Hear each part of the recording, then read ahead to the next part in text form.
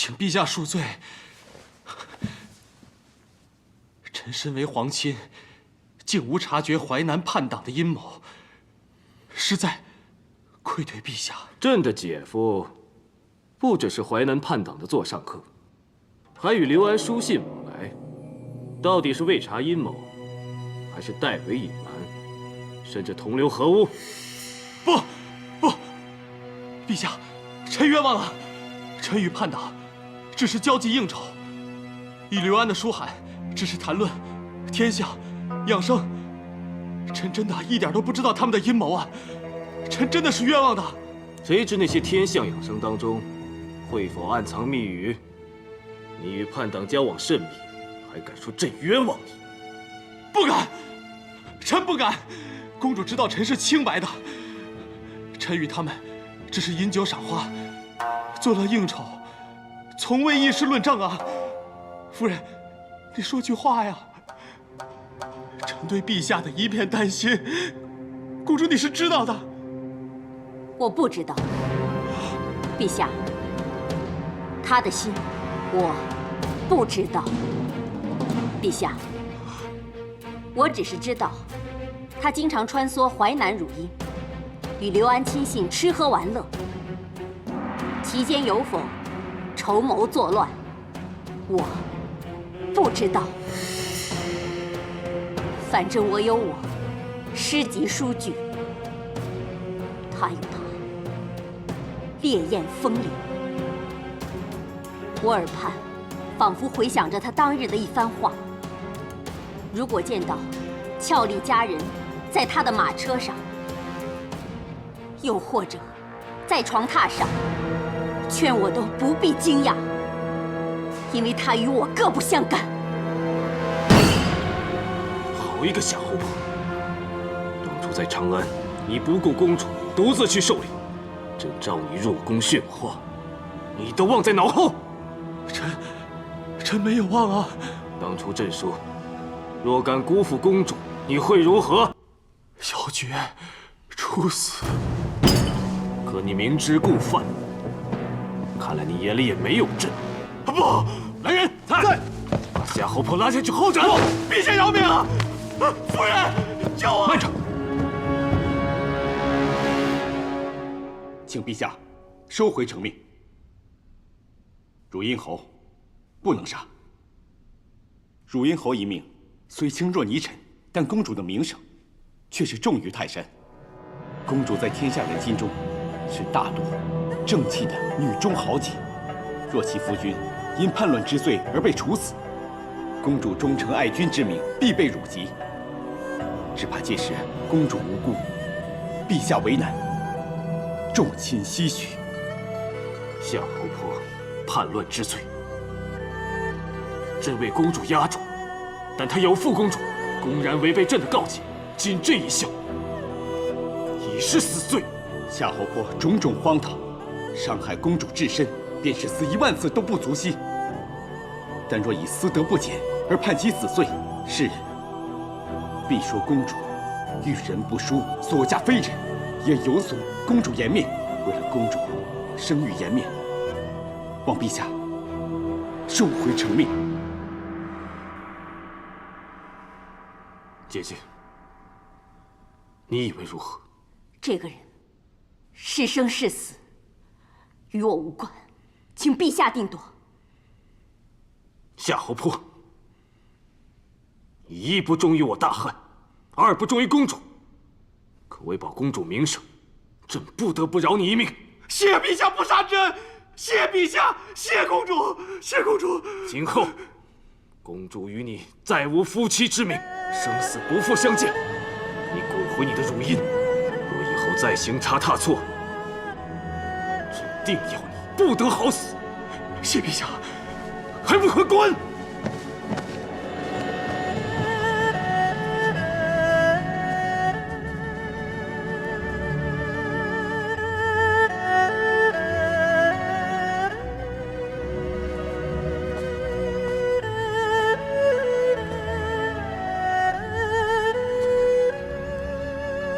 这几年委屈了公主，真是日久见人心。应该是至亲，风流快活之时，有妻若舞；大难临头之时，才低声下气。倒是大将军，纵使已非主仆，始终处处维护支持。平阳敏感务内。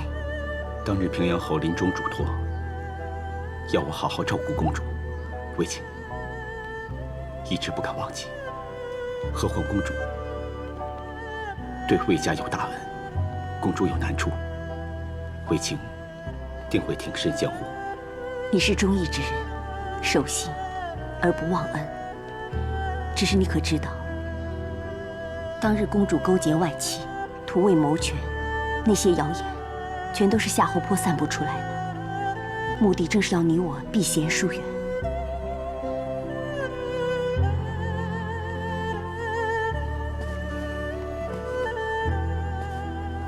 也许真是天意，你我也只能顺应，怀恨抱怨，仅会徒增不快。公主，梦魇过，请珍惜现在，走好余下的路。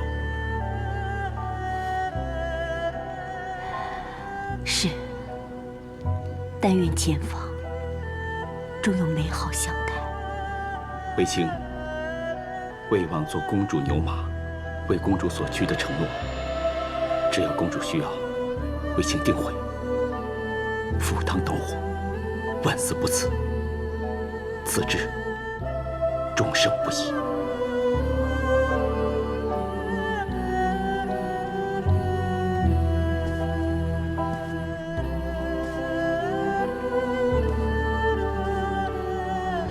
此般君子，本要真心待我。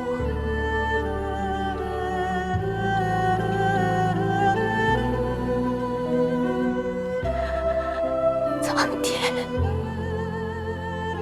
为何就不肯成全？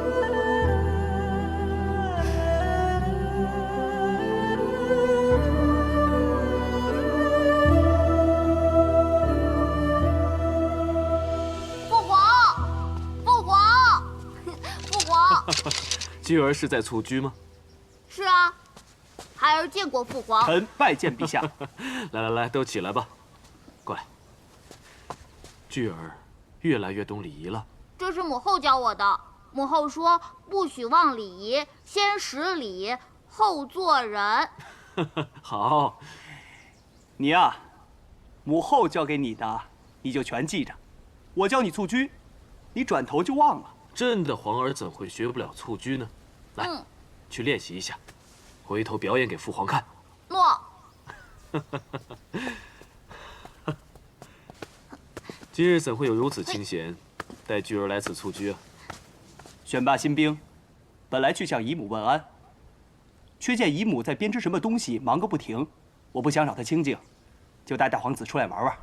皇后最近在为段宏赴丧一事忙前忙后，还有织东西，织什么？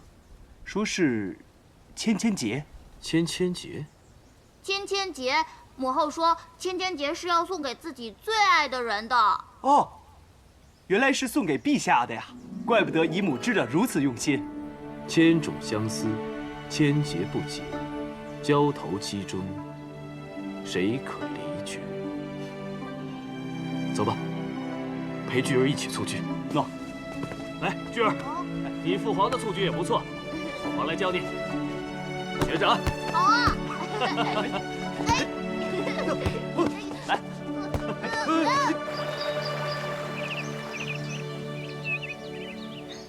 多谢高人指点，这是孝敬你的。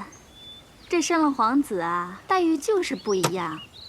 你不知道，那凤凰殿有多华美，多壮观啊！还有那一声声的夫人，才刚开始而已，别尝了好处就得意忘形。怎么会呢？有了皇子是添了风光，但其实皇上还是和皇后母子比较亲厚。说实话，要不是因为皇后忙着为那姓段的办父丧，皇上可能也未必会常来看小皇子。你说姓段的，可是那郎中令段宏？应该是吧。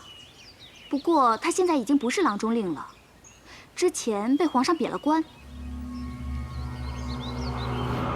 巫女楚服，妖惑咒诅，煽动内宫，罪不可赦，特处以腰斩，偿极刑之痛，行刑！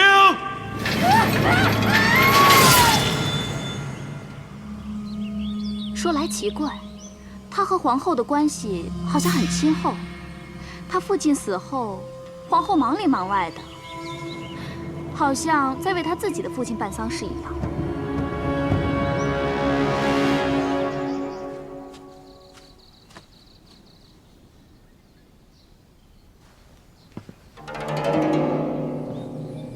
这位公子，公子，人海茫茫，相逢即是有缘。公子似心有烦忧，能否让在下为你测字分忧？不必了，我既不信机缘，也不信卜卦。看公子神色，想必心中有隐情难诉。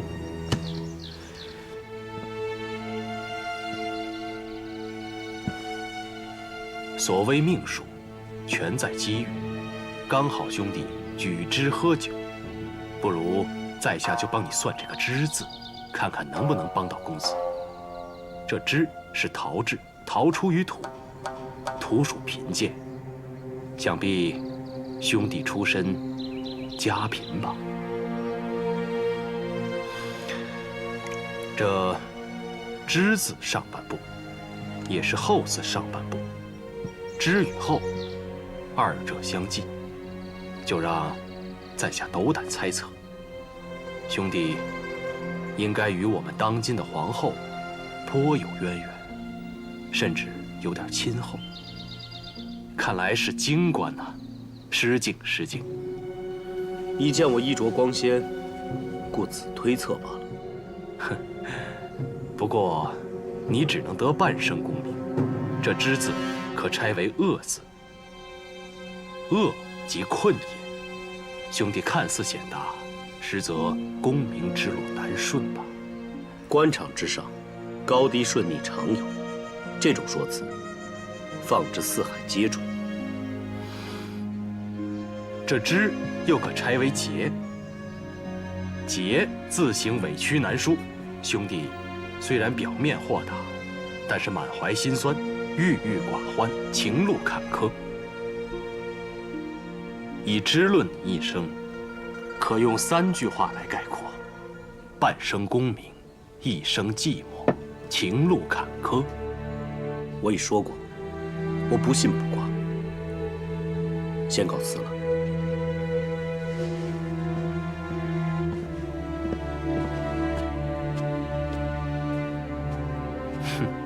你信不信无足轻重？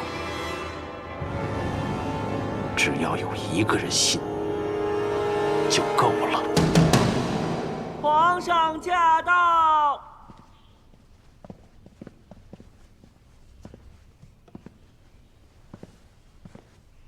陛下圣安。免礼。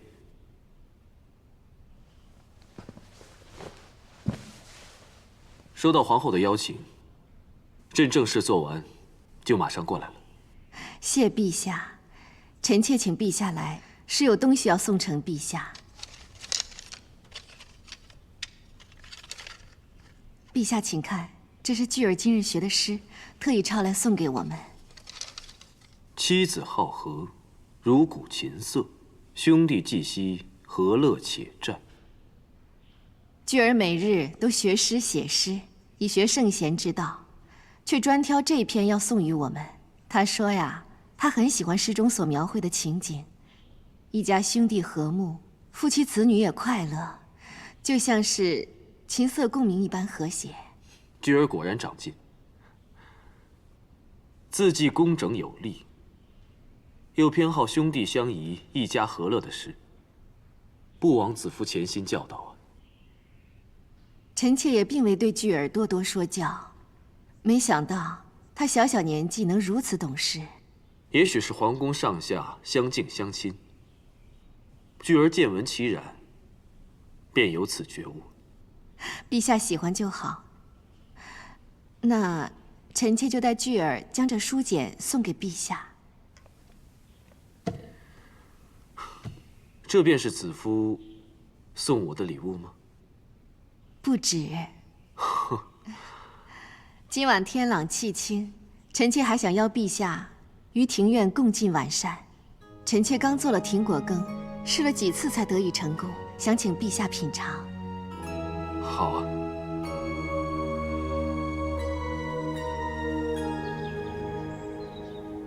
红儿长得真快，昨日还是襁褓中的婴儿，今日已经牙牙学语了。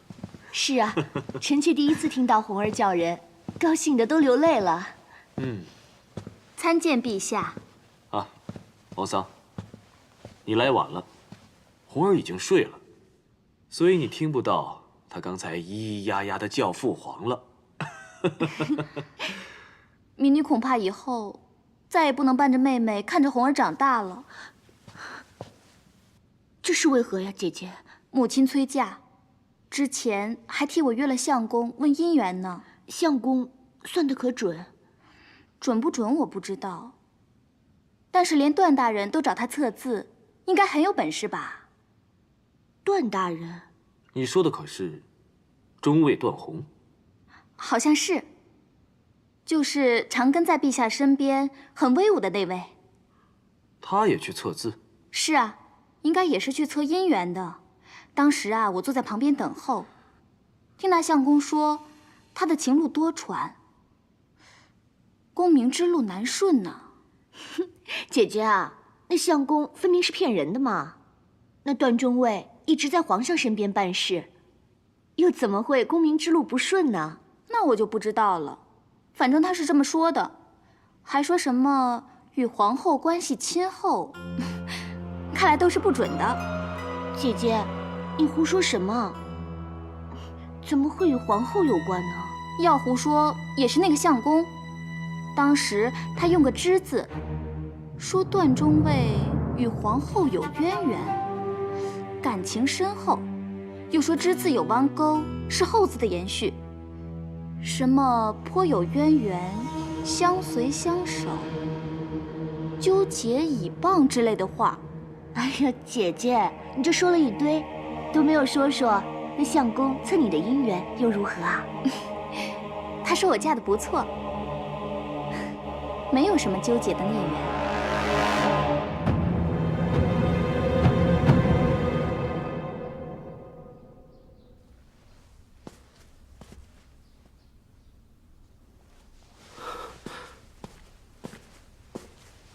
陛下圣安。平身吧。谢陛下。陛下亲临，可有要事？今日云高日朗，晚上圆月一定赏心悦目，所以朕来与你赏月合奏。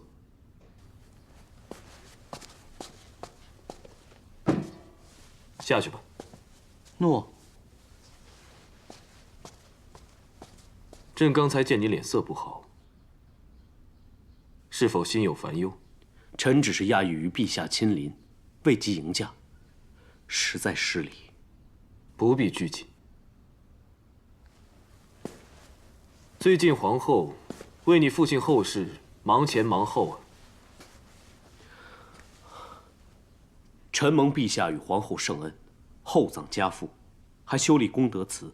臣感谢陛下与皇后对亡父的恩泽。你为大汉安定，出生入死，这些都是朕与皇后对忠臣应做之事。不过，真正能安慰死者的事，却非我们能定。陛下指的是，丧礼祭典再隆重，也不如为你找一佳丽赐婚，传宗接代，让你老父泉下宽怀。只是不知你心意，还惦记那个关外的女子吗？臣已将她放下。是吗？那发结也没留下吧？发结已弃，情义已逝。那如今可有意中人？一如当年，臣无心思虑男女之事。既然已弃旧情，何不另觅佳人？也许是臣肤浅，缘分一直未到。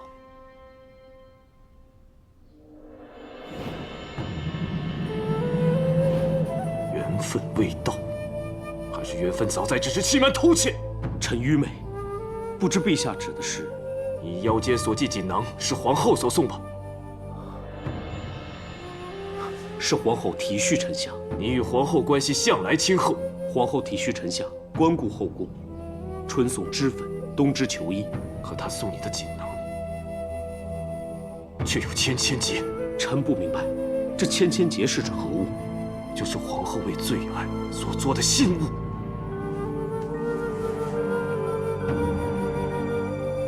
臣这锦囊里面装的是王父旧坟立碑之时，皇后替臣下所留下的坟头图。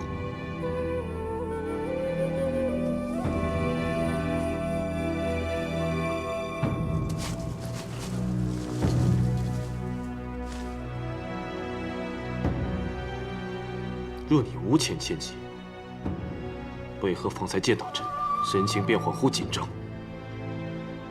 真无愧于心吗？或是那千千结藏于别处？朕要找也是不难。陛下，启禀陛下，在庭院发现一个鬼鬼祟祟的女子，查问之下，竟是淮南叛王刘安的义女丽姬。走走！臣罪该万死。段大哥，对不起，我在里面听到皇上来了，害怕被发现会牵连到你，我一着急就躲在庭院。谁知道，我对不起你。大胆段宏，你竟敢私藏逃犯！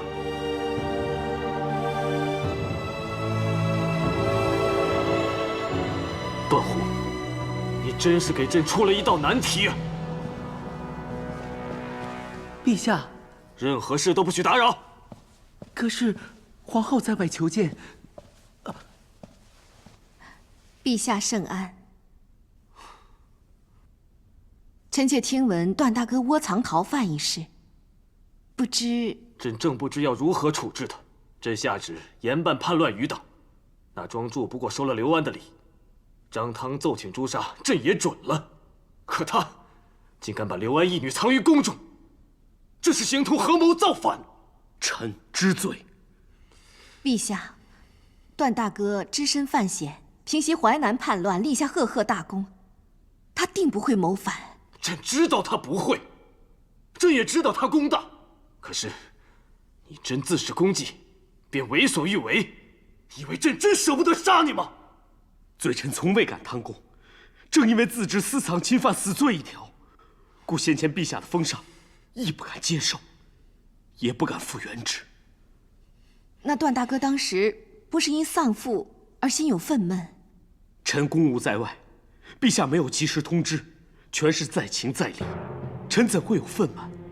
只因臣自知不止不孝，更是不忠，才愧不敢受。既知不忠，你还敢明知故犯？段大哥，你是否有什么隐情？你若有苦衷，不妨直言。陛下知道你忠义，若是情有可原，相信陛下也会酌情处理。起来说吧。谢陛下，谢皇后。丽姬本只是淮南王宫里一个歌姬下人，只因刘安以为她与臣投契，才收为义女，以拉拢臣。但你怎知，她不是刘安指使暗查你的？臣也曾怀疑，但若非丽姬以自身清白做掩护，臣恐怕早已暴露身份，虎符也早已落在刘安父子手上，根本就不能将刘安一党尽灭。丽姬一个贫弱女子，却舍身相救，臣岂能任她无辜背上叛党亲属之名而受株连？请陛下明鉴。既然如此，段大哥何苦犯险藏他，而不向陛下言明？请陛下公正查清，以还他清白。刘安死后，我本想放走丽姬，可陛下已下旨，扣查刘安一切亲属。臣眼见当地官吏不多审问，便直接用刑，怕立即屈打成招。臣也见情势危急，只好带立即回长安。本想禀报刘安之事后，再向陛下请罪。可陛下已下旨严惩，臣只好将立即安置在城中府里，不时给他置办日用之物，等待时机另谋计策以保他安全。但臣终日惶恐，事件未解。张汤果然在长安各家各户中搜查，甚至要搜查臣的府邸。臣不敢让立即走，更不敢让立即留在府里。所以段大哥就带他入宫，藏于卫所之内。这是唯一不会被搜查的地方。糊涂！就算朕信你，你又如何取信于群臣呢？你在淮南日久，是立即无功而获救，还是你被女色所迷？说得清吗？臣该死，但立即对臣有救命之恩，臣就是死，恩不能不报。你就不怕被控，藏贼宫中，危及帝后安危？到时候就算你有千百颗头，也不够砍。臣愿领罪伏法，只望陛下饶立即一命。段大哥，你对立基处处维护，甚至以命相抵，你们之间是不是已生情愫？臣在淮南得立基相救，又得其照顾，虽然公务在身，但仍不禁情愫渐生。你保他时奋不顾身，说起他却吞吞吐吐，你与他是否已经越礼了？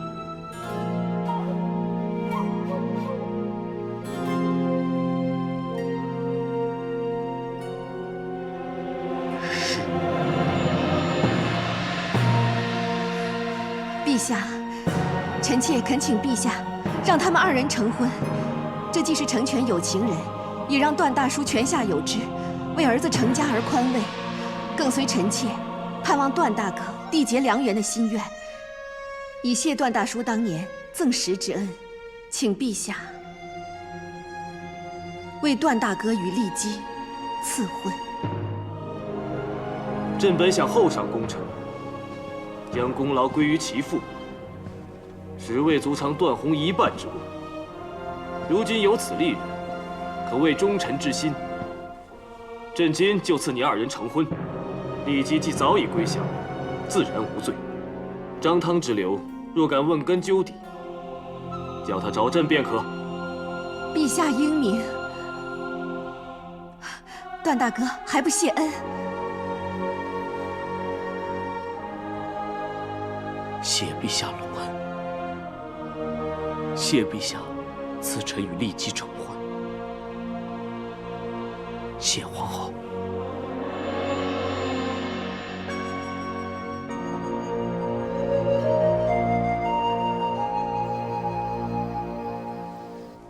陛下、皇后，皇子刚刚找皇后，等得累了睡着了，奴婢现在就送皇子回寝殿。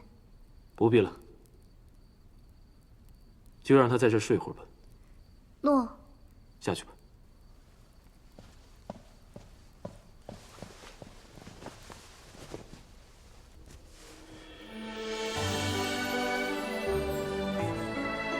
菊儿身上的是否就是芊芊结？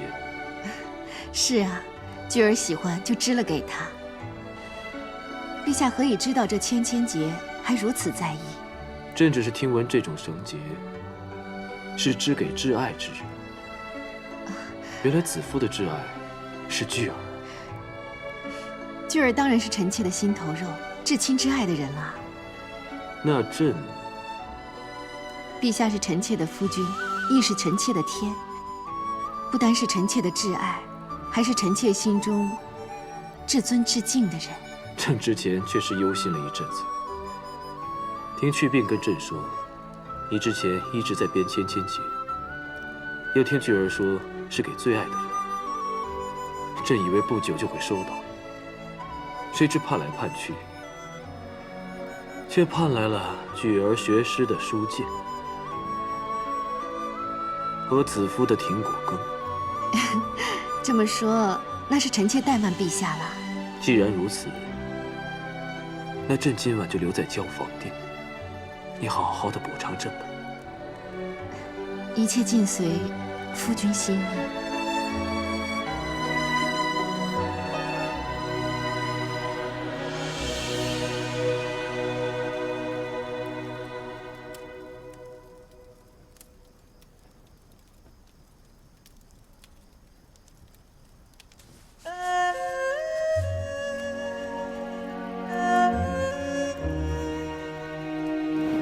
送给你。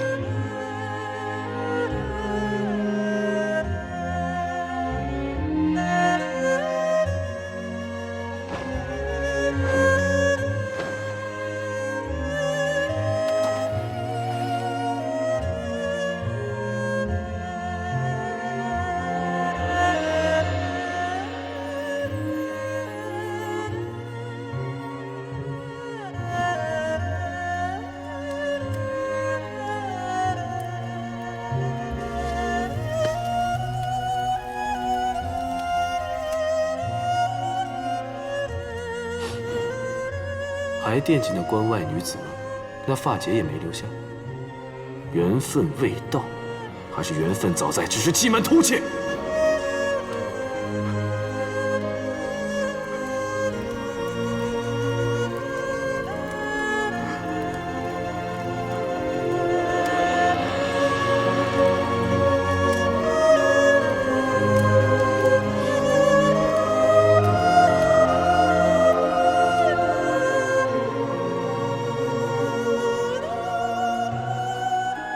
段大哥，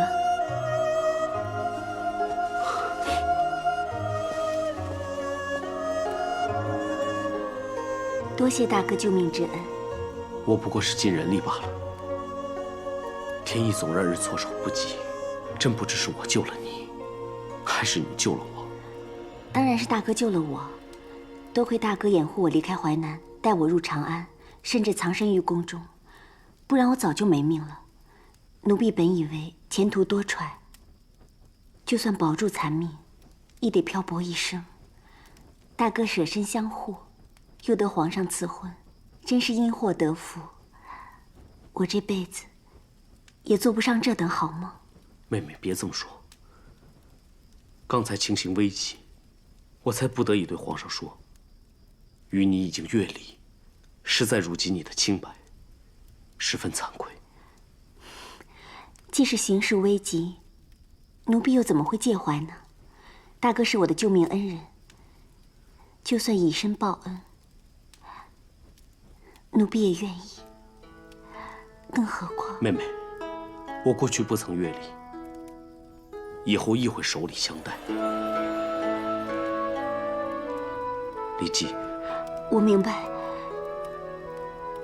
奴婢地下出身，实在是……这与你出身无关，也不是你不好，你是个可爱可敬的好女子，只是我自己不知好歹，有些事情早该放手，心却放不下。不是，是李姬福分未到。大哥放心，你我既有夫妻之名，李姬必会在人前配合，以此名分世人。而其他，李姬不强求。妹妹明白，断红感激。大哥别这么说，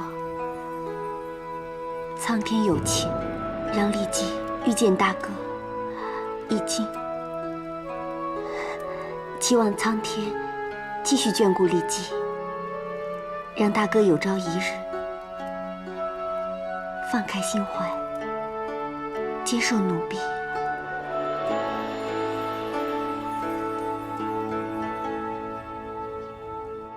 叫。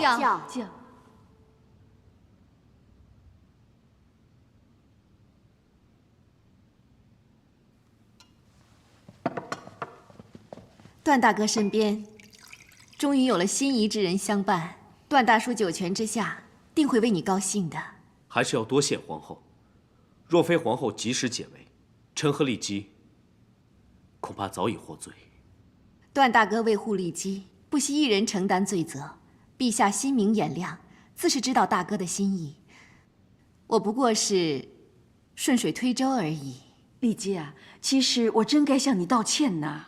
啊，当年我误以为段大人和嘉儿有缘，硬生生要撮合他们，差点啊，段大人就成了我们家的子婿呢。母亲，喜娘，这么久的事情你还拿来笑话，该罚。不提了。现在嘉儿与卫青间谍情深，大家一直担心会孤寂终老的段大人又抱得美人归。你们各自都有好的归宿，别管我以前乱作没，我自罚一杯。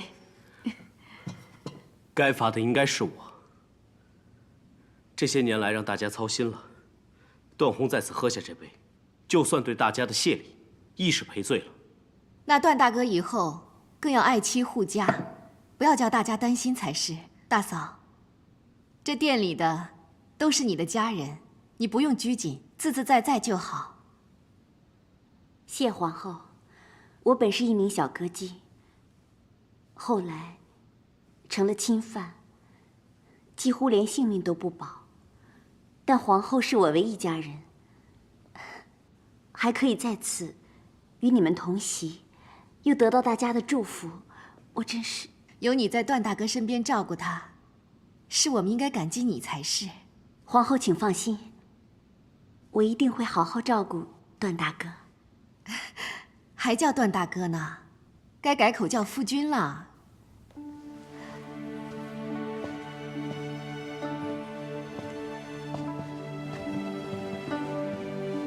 段大哥，你我从小相识，长大后又有缘重聚，共同经历无数风雨。现在你终于佳偶天成，觅得良人，子夫实在高兴。子夫在此祝你们生死契阔，永结同心。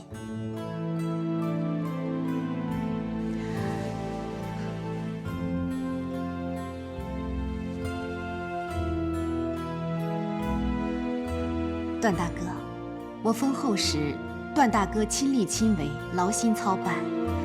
这次段大哥取得佳人，婚事就交给子夫张罗好了。岂敢劳皇后操办婚礼？而且我们都孤身无亲，现在与大家聚一聚，再去父亲坟前祭拜一下，就足够了。段大哥一向不喜繁荣，那就免去繁琐，一切从简，办得温馨一点吧。实在不必。我已向皇上请告，与立即回乡祭祖，3日之后就启程。这么急？婚姻大事，实在应该祭告先祖。那就祝福大哥与大嫂此去一切顺利。谢皇后。谢皇后。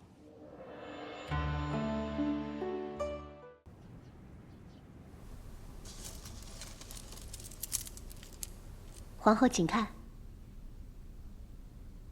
给红儿做的。这个是做给大皇子的，玛瑙珠可福佑平安，挡灾辟邪。臣妾想给2个皇子都做一串配饰，可以凝神护身。做得很精巧，他们俩一定会喜欢的。等另一串也做好了，再亲自一起送给2个皇子，这样才能做到公道不偏。难得你想得如此周全，那本宫以后就多带巨儿来看弟弟，让他们多相处。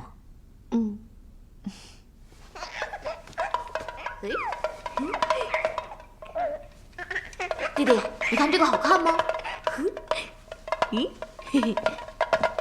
大皇子饿不饿啊？王夫人准备了小点，奴婢去拿给你。好。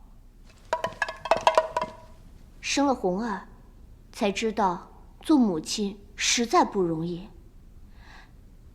臣妾真要多多向皇后请教育儿之礼，让红儿长大后也像大皇子般伶俐懂事。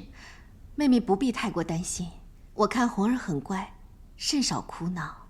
但她要是闹起来，我整夜抱着她，她才肯睡。我的手臂麻了都不敢动呢，生怕把她吵醒了，她又闹。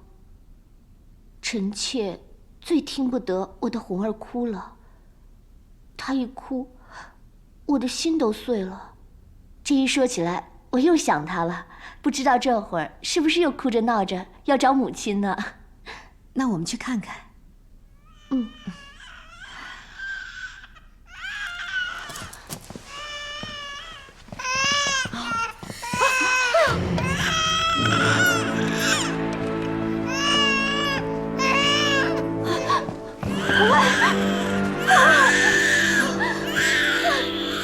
红儿，快传御医！诺，你为何要打弟弟？母后，你怎么能忍心打自己的亲弟弟？无缘无故，何以闹成皇子受伤这种事？到底发生了什么事？乳母，你说。奴婢该死。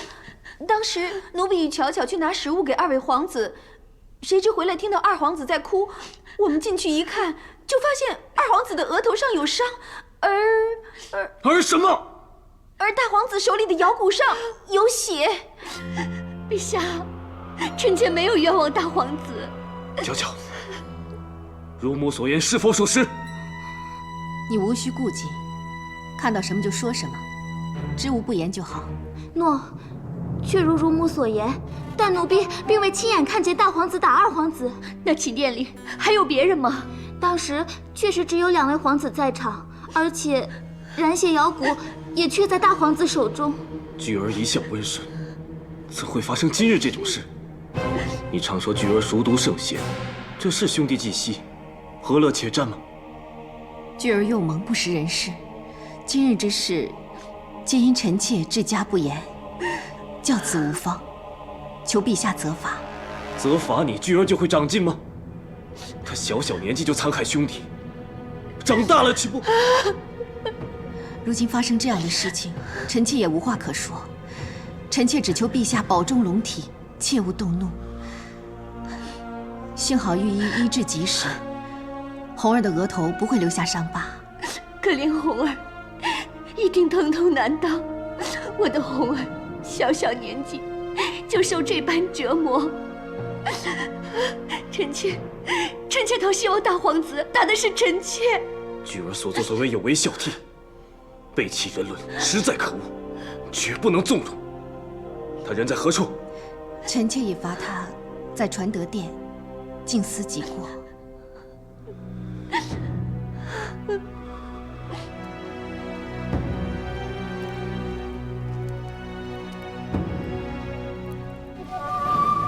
高祖闻治天下，孝文亲尝汤药。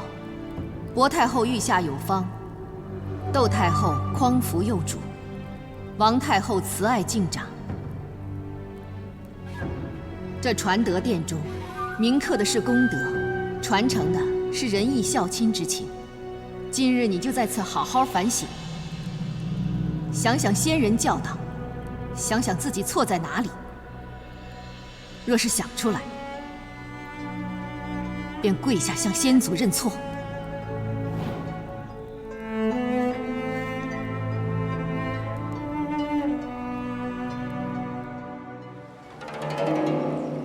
虽说刘据受罚了，但看着妹妹伤心欲绝，想起自己一直瞒着她，我就……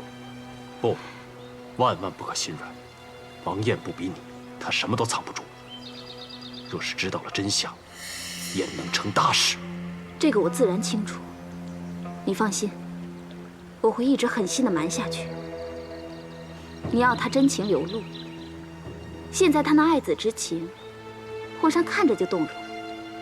你妹妹最大的本领，就是凄楚可怜的样子，能抓住军心，把皇后母子推进火坑，那才是好事。这个算是做到了。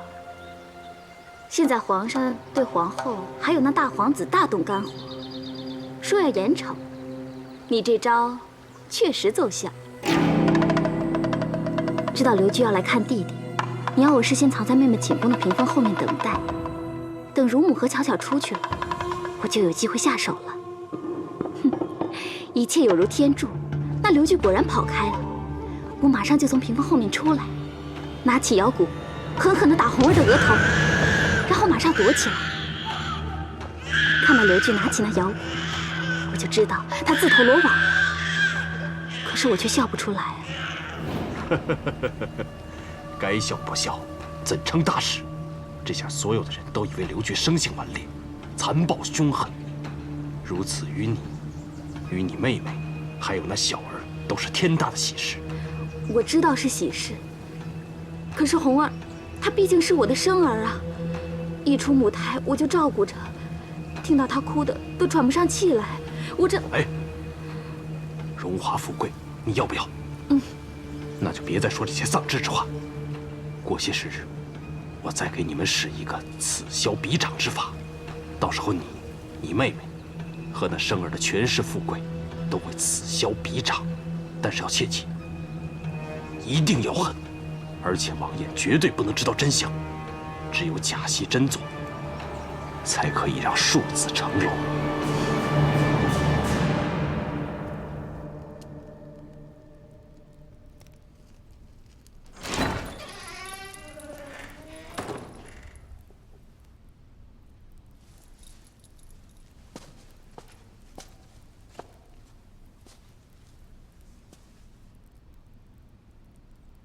参见母后。你为何不跪？母后，你说要我想想自己错在哪里，若是想出来，便跪下向先祖认错。但儿臣没有错，找不到跪的理由。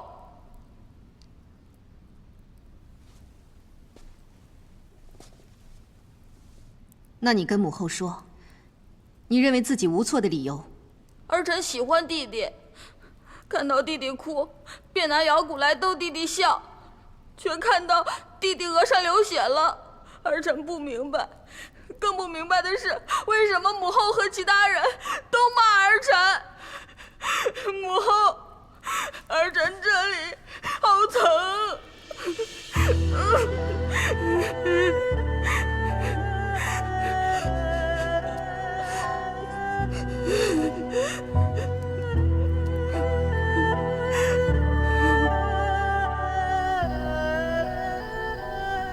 什么？你放了巨儿？是。来，把草药包好，拿去给王夫人。嘱咐夫人，要按照太医令的处方敷在红儿的伤口上。诺。巨儿承认伤了红儿，有悔过吗？没有。那你怎可放他？皇后不是说过，要巨儿静思己过吗？臣妾确实说过，但是回想起来，该要思过的不是巨儿，而是臣妾自己。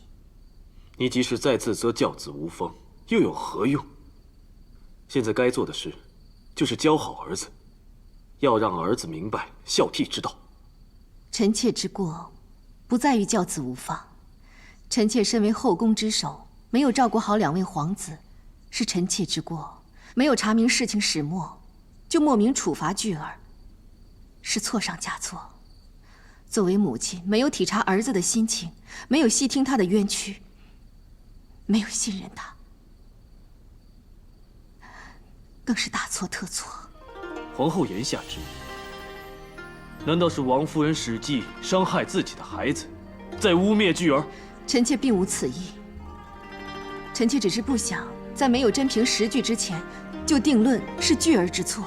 当日寝殿并无他人，巨儿手执染血摇鼓，这是你自己的侍女巧巧的供词，难道还不算凭据？王夫人入宫3年，素性怯懦单纯，不懂撒谎。朕单凭她一个眼神，就知道她的心思。她最近憔悴难过，全是真情真意，怎么可能伤害骨肉来诬陷巨儿？陛下，臣妾从未怀疑过王夫人。母子连心，王夫人难过是假办不了的。何况哪里有母亲会忍心向亲生骨肉下毒手，事后还能振振有词？既然如此，王夫人冤枉巨儿就更说不过去了。皇后对巨儿不处不罚，就不怕落下护子徇私之名吗？王夫人入宫3年，陛下已体察入微，知他孰真孰假。可臣妾与巨儿7年母子，巨儿的品性，臣妾更是了解。巨儿一向爱护弟弟，怎么可能忍心去伤害他？陛下，臣妾看到巨儿一脸的无助，哪像是不知悔改，惧怕责罚而撒谎强辩。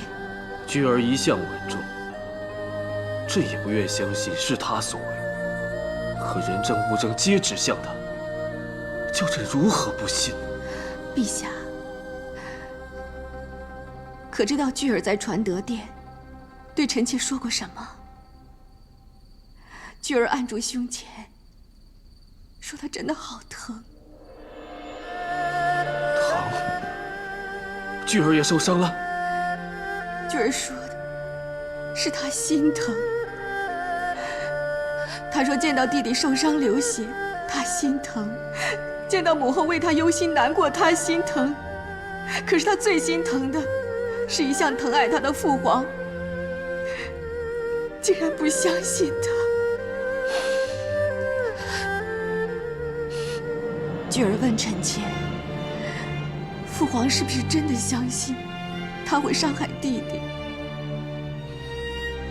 你真的相信你这个儿子会忍心伤害弟弟吗？”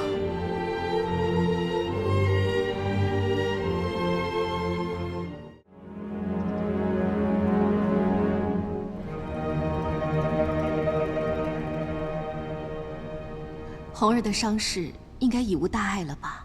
多谢皇后关心，御医的药很是神妙，红儿的伤就快全好了。那本宫就放心了。皇上驾到！参见陛下，拜见父皇。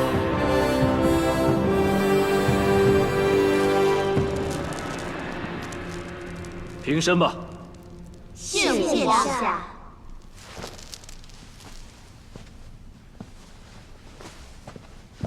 看见红儿大好，朕就放心了。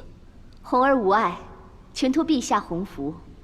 如今四海升平，国运昌隆，我大汉子民安居乐业，如日方升。朕深知眼前这盛世来之不易，更要居安思危。故朕今日有一事宣布：现在淮南叛党已除，为故社稷，稳人心，是时候立皇太子。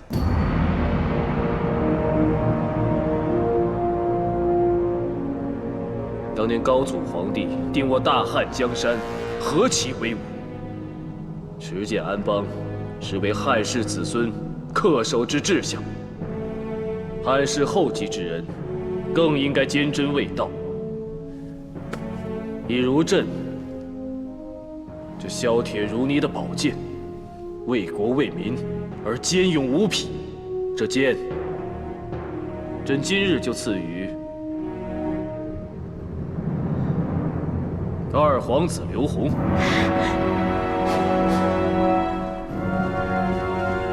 谢陛下，臣妾代红儿谢陛下隆恩。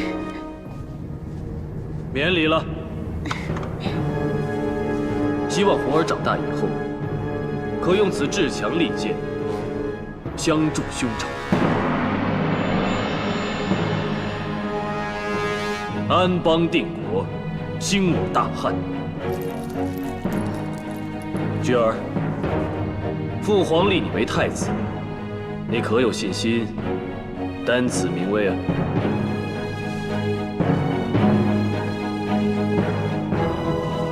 谢父皇，孩儿定不负重托，勤学礼法典章，苦练骑射武艺，承袭父皇英明伟略，大汉安民定邦。真是知礼得体。好，起来。谢父皇。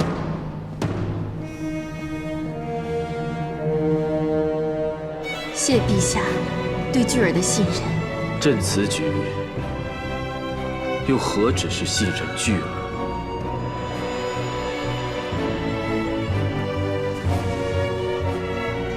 贺喜皇后，皇后教子有方，贺喜大皇子，愿大皇子立德，亦会社稷。谢王夫人，菊儿今后也会同样保护弟弟，照顾弟弟。来民，臣在。着太史令拟旨，立嫡长子刘据为太子。朕要昭告朝臣百姓，列祖宗亲，皇儿刘据聪明果敢，心正向善，足称大统。现立为太子，以固汉室之根基，延绵大汉之昌盛。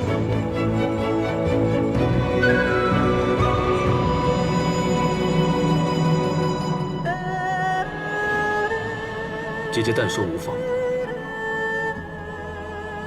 那就请陛下恕平阳直言了。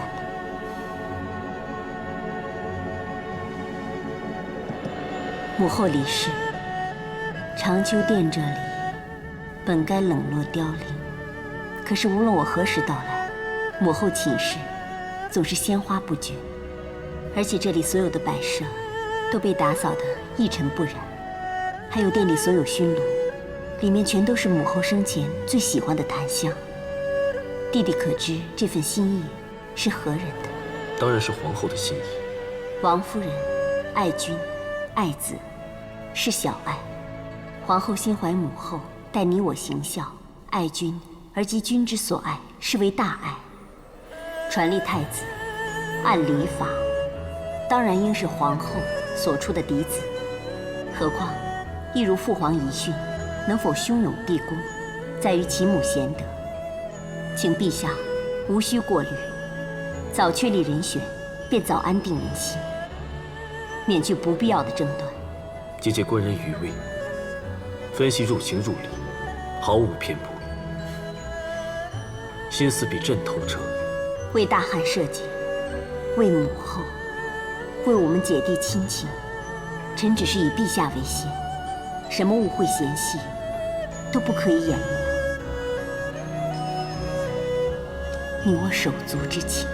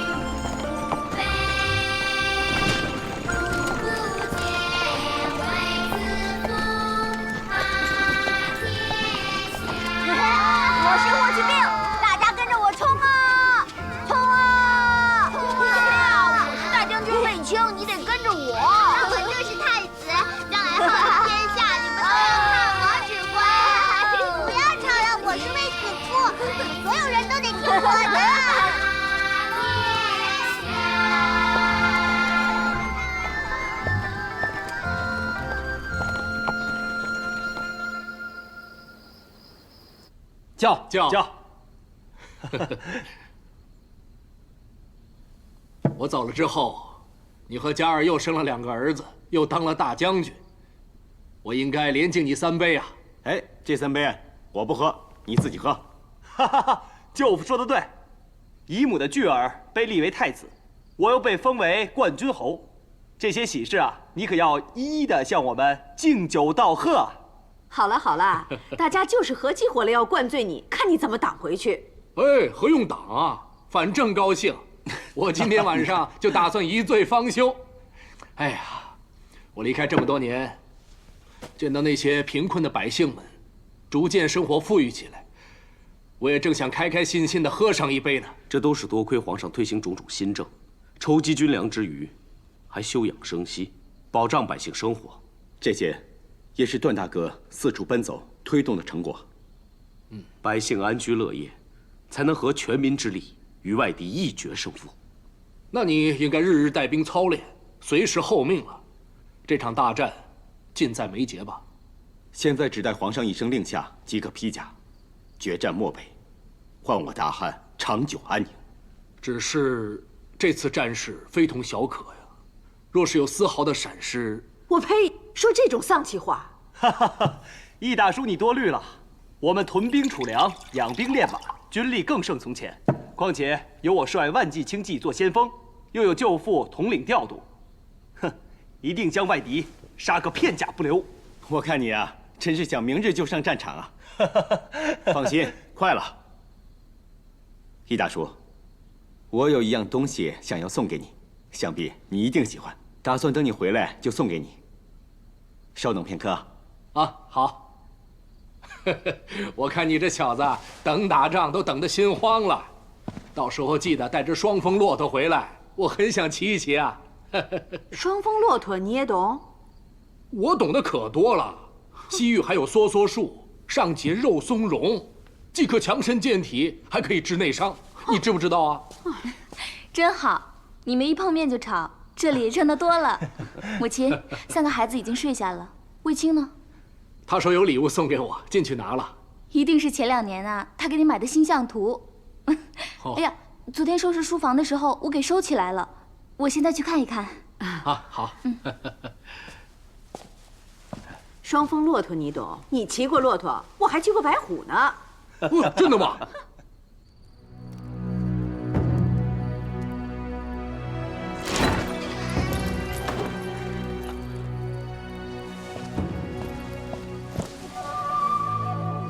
怎么了？和易大叔喝多了？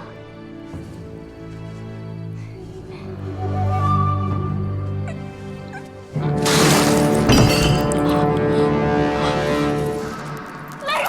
来人！不行，我得去请义工。不要去，此事不能够外扬。为什么？大敌当前，出征在即。此仗筹划多时，非打不可，也非胜不可。我的状况，若是皇上知道了，为保此战胜算，我会阵前易帅。才是祸悔，是一定要易帅。以你现在的身子，不留下来好好调养，难道还想挂帅出征？只有建功立业，才能保住我大将军之位。也正因我位高权重，才能保姐姐，还有那处立为太子的巨儿。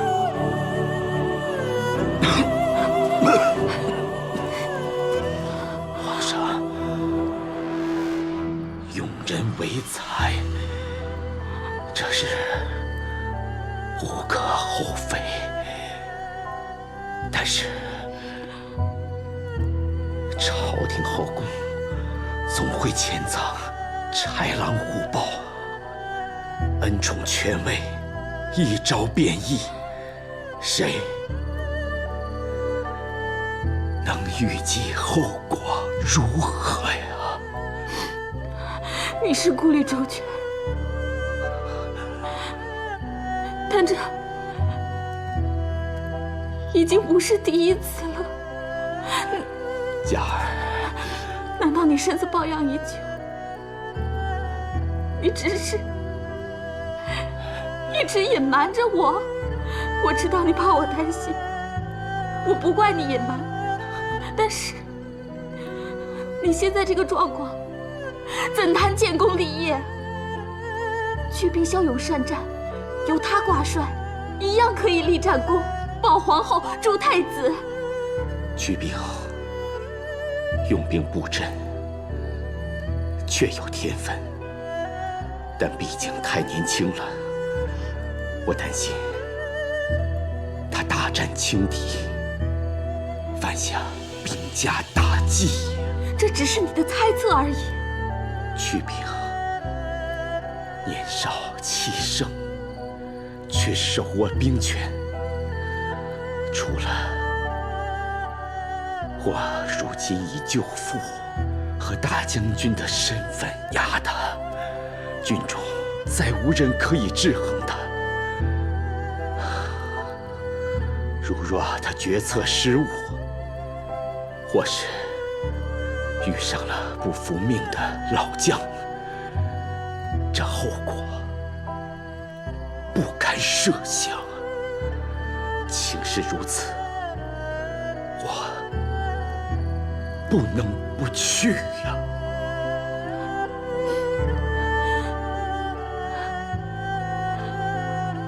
可我担心你。不用担心，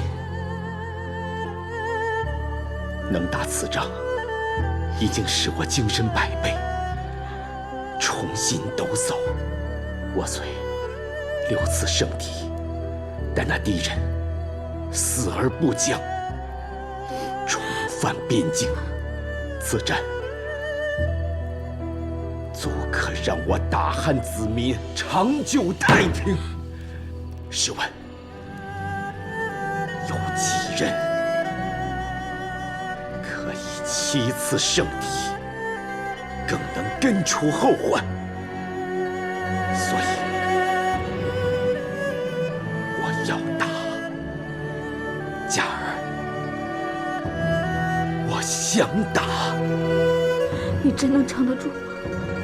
我只是偶感风寒，才旧病复发，只要多加调理，